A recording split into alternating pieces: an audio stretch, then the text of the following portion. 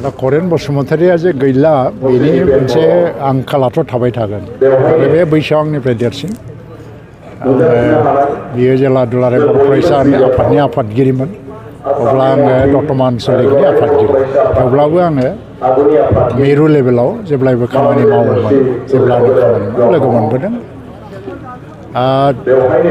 आफादगिरि जानानै थानाय समाव मोनसे गोसोखांजाथाव बाथ्राया जाहैबाय मा जे दुलाराय बर' फरायसा आफादाव मोनसे कनफारेन्स जादोंमोन 1993 मायथाइयाव थ' बे समाव आसामनि संगित समार'ह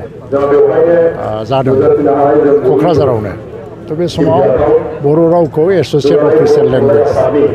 थिसननायनि मोनसे दाबि सोलिगासिनो दं थ' बे कनफारेन्सआव मोनसे थांखि लाबाय जे साननैसो उनाव आसाम माने संगित समार'ह जागोन हितेश्वर शइकिया चिफ मिनिस्टार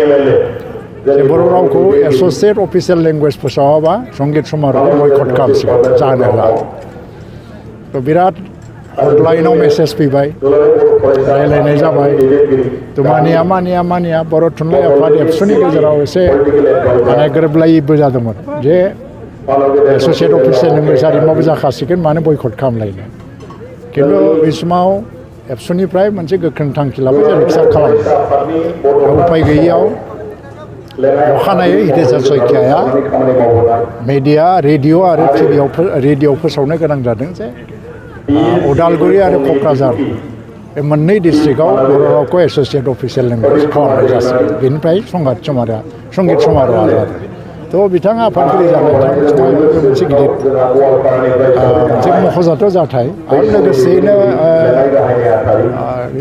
1988 मायथाइयाव जि BPSC दादोंमोन बेनिबो चेयारमेन फारसेथिं बड'लेण्ड सोमावसारनाय समनि बियो गिबि थाखोनि दैदेनगिरिमोन हिसाबै बड'फाया बिथांनि सायाव जोबोद फोथायनाय आरो सोनारनाय दङ आरो ज' गोबां जायगा बेरायलायदों ओरैनो बाय नेचार बियो एसे खुब फासि थामसा जंखायनानै थाग्रा मानसि बहुद खोथाफोरखौ आं दायो गोसोखाङो आरो आं उन्दैसिनब्लाबो बे आंखौ नुनोमोन आरो बहुद खाथियाव लोगो मोनबाय थादों आरो बिपद आफद खैफोद आफोद बयखौबो फोथायनायबो दङ बिथाङा दिनै गोमालांबाय बिथांनि मावनाय दांनायनि सायाव मोजां रोखोमै लिरफिननांगौनि गोनांथि दङ आरो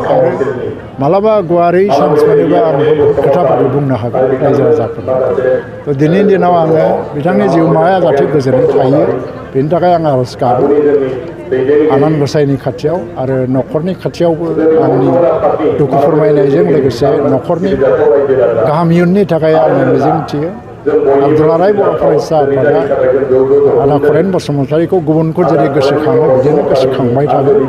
हाबाफारि लाबाय थागोन आं बेखौनो मिजिंथियो बिथाङा गावबागाव समाव गावबागाव साननायफ्रा एखे जाया खिन्थु गोदोनि गेदेमा